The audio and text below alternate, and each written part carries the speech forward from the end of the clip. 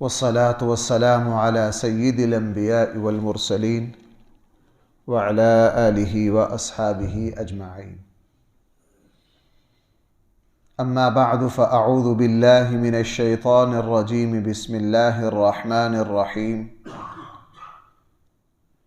وإذا قرأت القرآن جعلنا بينك وبين الذين لا يؤمنون بالآخرة حجابا مستورا وجعلنا على قلوبهم أكنة أن يفقهوه وفي آذانهم وقرا وإذا ذكرت ربك في القرآن وحده ولوا على أدبارهم نفورا. صدق الله مولانا العظيم. رسول اکرم صلی اللہ علیہ وسلم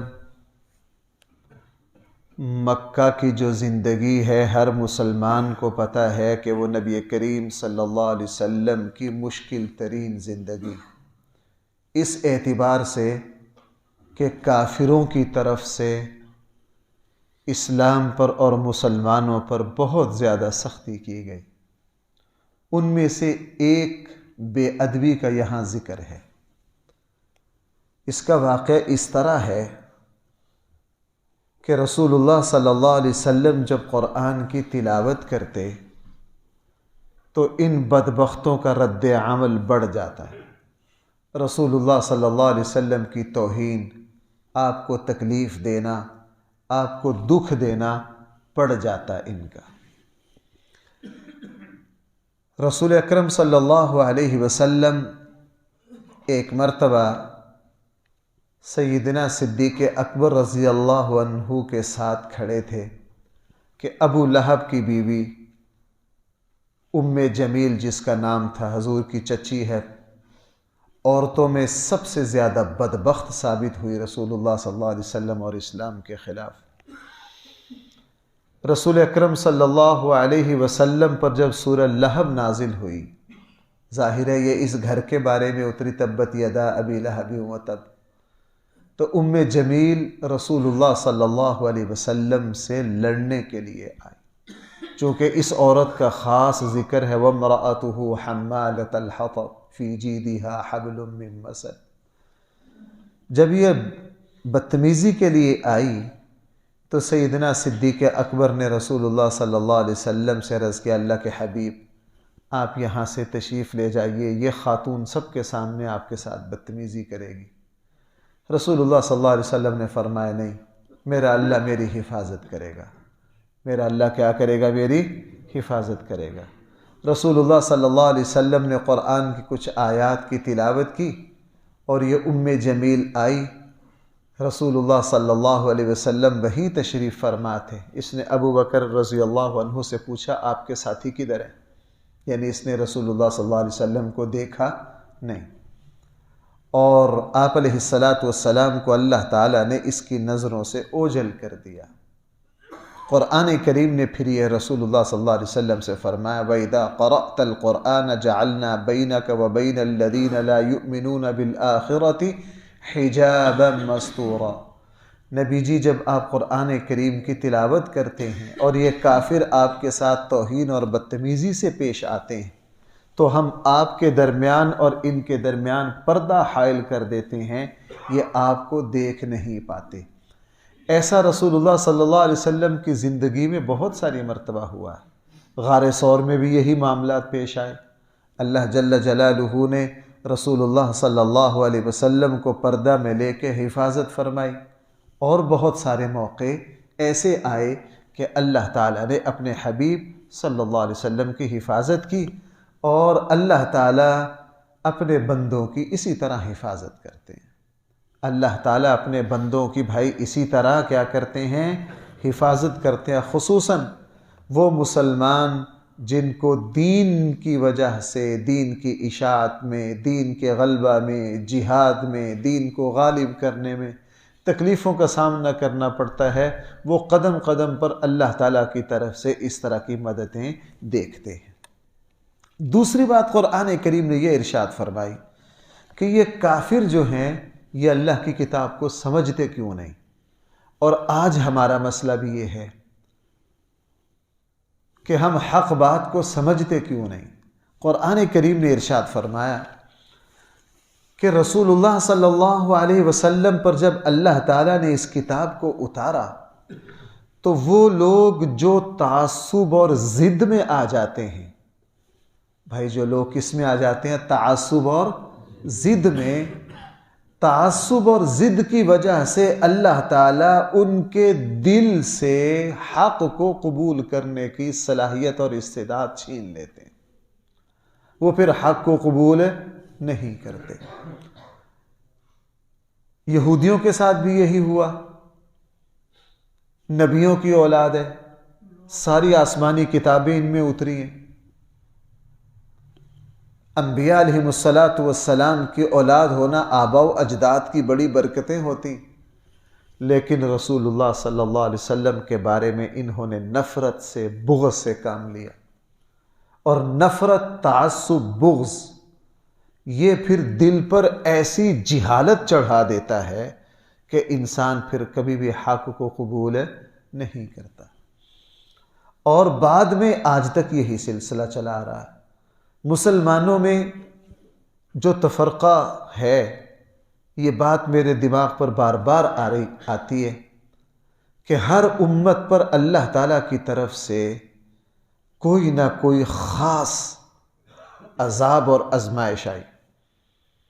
مثلا یہودیوں کے بارے میں قرآن جگہ جگہ ذکر کر رہا ہے، عیسائیوں کے بارے میں ذکر کر رہا ہے. مسلمانوں پر اللہ تعالیٰ کی طرف سے جو سب سے بڑی آزمائش ہے 1400 سالوں سے اور قیامت تک چلنا ہے، وہ مسلمانوں کی آپس کی تفرقہ بازی ہے. بھائی وہ کیا ہے؟ آپس کی تفرقہ بازی ہے. مسلمانوں کے لیے ہمیشہ سب سے بڑا مسئلہ یہی رہا ہے اور اسی نے رہنا ہے. اور مسلمانوں کا جو زوال ہوا ہے وہ اسی کی وجہ سے. اب یہ جو تفرقہ بازی ہے، یہ تعصب جو ہے، جب انسان اس تعصب میں ڈوب جاتا ہے، پھر مد مقابل فرشتوں سے زیادہ باکردار انسان بھی ہو تو تعصب کی وجہ سے انسان کو وہ زمین پر چلنے والا بدترین انسان لگتا ہے. بھائی کیا خیال ہے کربلا میں جس وقت رسول اللہ صلی اللہ علیہ وسلم کی اولاد آئی، بھائی وہ کس کا خون تھا؟ نبی کریم صلی اللہ علیہ وسلم کا. یہ حضرت حسن ہے، ان کی اولاد ہے. یہ ساری حضرت حسن کی اولاد ہے. یہ حضرت علی کی بیٹی حضرت زینب ہے. یہ فلاں ہیں، یہ فلاں ہیں. لیکن چونکہ مد مقابل جو تھے ان کے دماغوں پر نفرت کی ایک ایسے جالا بن دیا گیا تھا کہ انہوں نے رسول اللہ صلی اللہ علیہ وسلم کی اولاد کو، بلکہ اس چہرے کو جس کو رسول اللہ صلی اللہ علیہ وسلم چوما کرتے تھے، جس کا بوسہ لیا کرتے تھے، اس شاہ سوار کو جو رسول اللہ صلی اللہ علیہ وسلم کے کندھوں پر سوار ہوتا، بھائی ان کو بے دردی سے قتل کیا کہ نہیں؟ ان کو بے دردی سے اس طرح قتل کیا کہ ان کی اجسام کو، ان کے جسموں کو دفن کرنے والا بھی کوئی نہیں تھا. اور آج اسی طرح ہے. مسلمانوں میں یہ تعصب اسی طرح چلے آ رہے ہیں اور اسی سے زوال امت ہوا ہے. مسلمانوں میں تفرقہ بازی آئی ہے. قرآن کریم نے اس کا بھی ذکر کیا ہے کہ بہت سے ہم نے کافروں کے دلوں پر بھی پردہ چڑھا دیا، اور اللہ تعالیٰ خود پردہ نہیں چڑھاتے. اللہ تعالیٰ دل کو بے نور نہیں کرتے جب تک کوئی انسان خود سے نہ کرے. وہ رسول اللہ صلی اللہ علیہ وسلم کی مشہور حدیث ہے، جب کوئی مسلمان گناہ کبیرہ کرتا ہے، بھائی اس کے دل پر ایک سیاہ نقطہ لگ جاتا ہے. لگتے لگتے لگتے لگتے پھر سارا دل کیا ہو جاتا ہے؟ سیاہ ہو جاتا ہے. ختم اللہ علی قلوبہم وعلی سمعہم وعلی ابصارہم غشاوہ. ذرا دیکھیے قرآن کیا فرما رہا ہے. وَإِذَا قَرَأْتَ الْقُرْآنَ، جب آپ قرآن کی تلاوت کرتے ہیں، جعلنا بینک وبین الذین لا یؤمنون بالآخرۃ حجابا مستورا، ہم آپ کے درمیان اور ان کافروں کے درمیان جو آخرت پر ایمان نہیں لاتے، حجابا مستورا، چھپا ہوا پردہ حائل کر دیتے. چھپا ہوا پردہ بھائی کیا کر دیتے ہیں؟ اصل بات وجعلنا علی قلوبہم اکنۃ، ہم ان کے دلوں پر زنگ چڑھا دیتے ہیں، ان یفقہوہ، کہ وہ قرآن کو سمجھے۔ وفی آذانہم وقرا، اور ان کے کانوں میں ہم کیا کر دیتے ہیں؟ رکاوٹ ڈال دیتے ہیں۔ یہ تعصب ہوتے ہیں۔ ایک مرتبہ میں یہاں سے گجرانوالہ ایک جگہ نکاح پڑھانے گیا۔ عشاء کے بعد عموماً نکاح کا لیٹ ہوتا ہے، میں نماز پڑھنے مسجد میں چلا گیا۔ تو جب میں نماز پڑھنے گیا، نماز کے بعد ایک صاحب نے مجھے پکڑ لیا کہ آپ تکبیر میں پہلے کیوں اٹھیں؟ آپ نے حی علی الصلاۃ پہ اٹھنا تھا، فلاں اٹھنا تھا۔ اور ہماری عادت ایسی جگہ ہوتی ہے بحث نہ کرنے کی، خاموش رہنا۔ وہ میرے ساتھ اچھی خاصی تلخی کے ساتھ پیش آئے۔ کیوں؟ یہ وہی تعصب۔ اب وہ میرے ساتھ بحث کر رہے ہیں، میں ان سے بحث نہیں کر رہا ہوں۔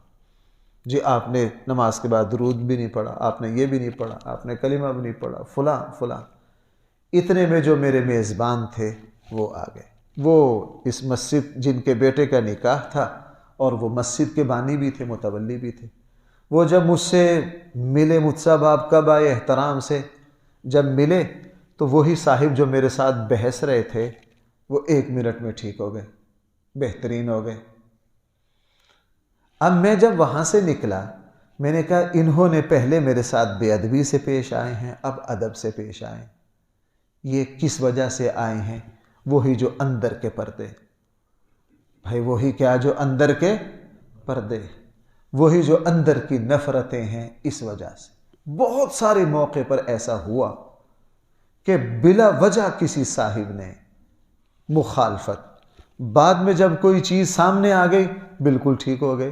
بھائی میں پہلے بھی تو وہی تھا، اب بھی تو وہی تھا۔ مسلمانوں کو اسی چیز نے نقصان پہنچایا۔ یہودیوں کا بیڑا غرق بھی اسی سے ہوا ہے، اور عیسائیوں کا بیڑا غرق بھی اسی سے ہوا ہے۔ رسول اللہ صلی اللہ علیہ وسلم، دیکھیں آپ سے زیادہ پاکیزہ بھائی کوئی ہو سکتا ہے؟ آپ سے زیادہ اشرف و اکمل و اتم اللہ نے کسی کو پیدا؟ لیکن قرآن نے کہا علی قلوبہم اکنۃ، ہم نے ان کے دلوں پر پردے چڑھا دیے، ان یفقہوہ وفی آذانہم، کہ وہ سمجھیں، وفی آذانہم وقرا، اور ہم نے ان کے کانوں میں رکاوٹ پیدا کر دی ہے۔ وَإِذَا ذَكَرْتَ رَبَّكَ فِي الْقُرْآنِ، جب آپ قرآن کریم میں صرف اور صرف اپنے رب کا ذکر کرتے ہیں، اللہ کی توحید کا ذکر کرتے ہیں، اللہ کی وحدانیت کا ذکر کرتے ہیں، وَلَّوْا عَلَىٰ أَدْبَارِهِمْ نُفُورًا، تو یہ لوگ عَلَىٰ أَدْبَارِهِمْ نُفُورًا، نفرت کے ساتھ الٹے پاؤں بھاگ جاتے ہیں۔ یہ بات میں نے آپ کو کئی مرتبہ سنائی ہے۔ مسلمانوں میں بھی اب یہ طرز عمل آ گیا ہے۔ اگر کوئی صرف اللہ کی توحید بیان کرے تو لوگ کہتے ہیں جناب کام خطرناک ہے۔ مجھے کئی سال پہلے ایک صاحب نے خود اپنا یہ واقعہ اسی مسجد میں سنایا۔ اس نے کہا جی آپ کے درس دیکھ کر مجھے بھی درسوں کا شوق چڑھا ہے، تو وہ عالم تھے لیکن ادھر ادھر کہنے لگا بس وہ چلنے پھرنے پر زیادہ۔ آپ کے درس سن کے مجھے بھی ذوق چڑھا کہ میں بھی درس دیا کروں۔ میں نے تفاسیر خریدی، مطالعہ شروع کیا۔ کہنے لگا جی میں نے درس شروع کیے سورہ فاتحہ سے، اب الحمدللہ رب العالمین، ساری تعریفیں کس کے لیے ہیں؟ کہنے لگا میں نے 15 دن جب سورہ فاتحہ پر درس دیا تو 15 دن کے بعد وہ مسجد ان کی ذاتی ان کے والد صاحب کی ہے، کہنے لگے انتظامیہ اکٹھی ہو کے میرے والد صاحب کے پاس آ گئی۔ میرے والد صاحب نے کہا بھائی صاحب منڈے نو چیک کرواؤ کدھر بھابی تے نہیں ہو گیا، کام خراب ہے، کہ غلط پٹری پہ جا رہا ہے۔ کہنے لگا میرے ابا جی نے مجھے بلا لیا۔ میں نے کہا ابا جی کیا ہوا؟ کہنے لگا جی یہ اس طرح کہہ رہے ہیں کہ لڑکا غلط پٹری پر جا رہا ہے۔ کہنے لگا میں بڑا پریشان ہوا۔ میں نے ان سب سے، وہ میرے بزرگ تھے، میں نے ان سے پوچھا کیا ہوا ہے؟ کہنے لگا 7-8 دن ہو گئے تجھے درس دیتے ہوئے، تو توحید پر ہی درس دیے جا رہا ہے۔ کس پر درس دیے جا رہا ہے؟ تو توحید پہ ہی درس دیے جا رہا ہے۔ انہوں نے خود مجھے اپنا یہ واقعہ سنایا۔ تو قرآن کریم نے ذرا الفاظ دیکھیے، وَإِذَا ذَكَرْتَ رَبَّكَ، اب میں بالکل ٹھیٹھ لفظی ترجمہ کروں گا۔ وَإِذَا، جس وقت، ذَكَرْتَ رَبَّكَ، آپ اپنے رب کا تذکرہ کرتے ہیں، فی القرآن، قرآن میں، وحدہ، اس اکیلے رب کا۔ بھائی کس کا؟ وحدہ، وَلَّوْا عَلَىٰ أَدْبَارِهِمْ نُفُورًا، تو وہ لوگ الٹے پاؤں پھر جاتے ہیں نفرت سے. الٹے پاؤں پھر جاتے ہیں بھائی کس سے؟ نفرت سے. آپ سورہ زمر میں فَمَنْ أَظْلَمُ، سورہ زمر کا دوسرا رکوع ہے، اس میں قرآن کریم نے رسول اللہ صلی اللہ علیہ وسلم سے ارشاد فرمایا، اللہ کے حبیب جس وقت تو اکیلا اللہ کا ذکر کرے گا اشمزت، ان کے چہرے بگڑ جائیں گے، یہ آپ سے لڑ پڑیں گے. آپ صرف اور صرف کس کا ذکر کریں گے؟ اللہ کا ذکر کریں گے. بھائی جب اللہ کی توحید کا ذکر ہے تو اللہ کے ساتھ کسی اور کا بھی تذکرہ کیا جا سکتا ہے. سوال ہی پیدا نہیں ہوتا. اللہ تعالیٰ کی وحدانیت ہے. ہم تو نماز میں کیا پڑھتے ہیں؟ قل هو اللہ احد اللہ الصمد لم یلد نحن اعلم بما یستمعون به اذ یستمعون الیک. ہم اچھی طرح جانتے ہیں جب یہ آپ کی طرف کان لگاتے ہیں یہ کیا سننا چاہتے ہیں. یہ جب نفرت میں یہ اپنی پسندیدہ بات ہی آپ سے سننا چاہتے ہیں، ایسی بات سننا نہیں چاہتے جو آپ کی پسند کی نہ ہو. نحن اعلم، ہم اچھی طرح جانتے ہیں، بما یستمعون ما یستمعون به اذ یستمعون الیک، جب یہ اچھی طرح آپ کی طرف کان لگاتے ہیں تو یہ کیا سننا چاہتے ہیں. وَإِذْ هُمْ نَجْوَىٰ، اور یہ سرگوشیاں کرتے ہیں. رسول اللہ صلی اللہ علیہ وسلم کی مجلس میں آتے، آنکھوں سے اشارے کرتے ایک دوسرے کی طرف، ایک دوسرے کے کان میں باتیں کرتے. اِذْ يَقُولُ الظَّالِمُونَ، اور اس وقت ظالم لوگ مسلمانوں کو تانے دیتے، اِن تَتَّبِعُونَ إِلَّا رَجُلًا مَسْحُورًا، تم نہیں اتباع کر رہے مگر جادو زدہ شخص کی. تو نعوذ باللہ. مسلمانوں کو کیا کہتے؟ تم ایسے شخص کی اتباع کر رہے ہو جو دیوانہ ہے، ایسے شخص کی اتباع کر رہے ہو تو نعوذ باللہ جو مجنون ہے. تبھی تو جب انہوں نے مجنون کہا تھا، بھائی سورہ قلم کی آیات کیا ہیں؟ نون والقلم وما ما انت بنعمت ربک بمجنون وان لک لاجرا غیر. جب انہوں نے مجنون کہا اللہ کے نبی دکھے تو قرآن نے کہا نبی جی آپ پریشان نہ ہوں، ہم نے علی خلق عظیم، آپ کو ایسے اخلاق دیے ہیں جو ہم نے کسی کو نہیں دیے. اور بھائیو میری بات سنو، جس مسلمان کو کہیں پریشانی مخالفت کا سامنا ہو اور اس کو اللہ تعالیٰ اخلاق اسلام سے نواز دے، وہ بندہ کبھی نہیں ڈوبے گا، وہ بندہ کبھی نہیں ڈوبے گا. آپ کو کسی جگہ پریشانی کا، مخالفت کا، تعصب کا، نفرت کا سامنا ہے، آپ تھوڑا سا چیک کر لیجئے کہ میں اخلاق اسلام کو اپنائے ہوئے ہوں یا نہیں. اگر ہم رسول اللہ صلی اللہ علیہ وسلم کے اخلاق کو اپنائے ہوئے ہیں بھائی پھر کوئی مسئلہ نہیں، پھر کوئی پریشانی. ہاں اخلاق جو ہیں وہ خود بخود اوپر آ جاتے ہیں. جیسے آپ نے دیکھا ہے تری جو ہے پانی میں ڈال دی جائے بھائی تری نیچے رہتی ہے اوپر آتی ہے؟ اوپر آتی ہے. اخلاق نے ہمیشہ اوپر ہی جانا ہوتا ہے. اللہ تعالیٰ نے اخلاق کی. اب کافروں نے اللہ کے نبی کے بارے میں توبہ نعوذ باللہ، یہاں کہہ رہے ہیں مسحورہ جادو زدہ، وہاں سورہ قلم میں کہہ رہے ہیں مجنون، اور سورہ حاقہ میں کہہ رہے ہیں شاعر، اور دوسری جگہ کہہ رہے ہیں کاہن. توبہ نعوذ باللہ. اپنے زمانے کے سارے برے القاب بھائی کس کو دے دیے؟ رسول اللہ صلی اللہ علیہ وسلم. لیکن آج جن لوگوں نے القاب دیے تھے ان کے نام و نشان مٹے اور پوری دنیا میں ہمارے آقا صلی اللہ علیہ وسلم کی عظمت کا جھنڈا لہرا رہا ہے، پوری دنیا میں لہرا رہا ہے. اس لیے انہوں نے اذ یقول الظالمون، جس وقت ظالم لوگ کہتے ہیں انظر ان تتبعون الا رجلا مسحورا، کہ تم ایک جادو زدہ شخص کی اتباع کر رہے ہو. آگے قرآن دکھ سے کہہ رہا انظر، نبی جی تو دیکھ ذرا، کیف ضربوا لک الامثال، تیرے لیے کس طرح کی مثالیں بیان کرتے ہیں. نبی جی آپ دیکھیے آپ پر کس کس طرح کے جملے کستے ہیں، آپ پر کیسی کیسی بات. انظر نبی جی دیکھیے، کیف ضربوا لک الامثال، تیرے لیے یہ کس کس طرح کے القاب بیان کرتے ہیں. فضلوا، یہ گمراہ ہو گئے ہیں. فلا یستطیعون سبیلا، یہ کبھی بھی سیدھی راہ نہیں چل سکتے. اللہ تعالی ہم سب کو قرآن کریم کا صحیح فہم عطا کرے. الحمدللہ رب العالمین والصلاة والسلام على سيد الأنبياء والمرسلين وعلى آله وأصحابه أجمعين. ربنا آتنا في الدنيا حسنة وفي الآخرة حسنة وقنا عذاب النار. صلى الله تعالى على خير خلقه سيدنا ومولانا محمد وآله وأصحابه.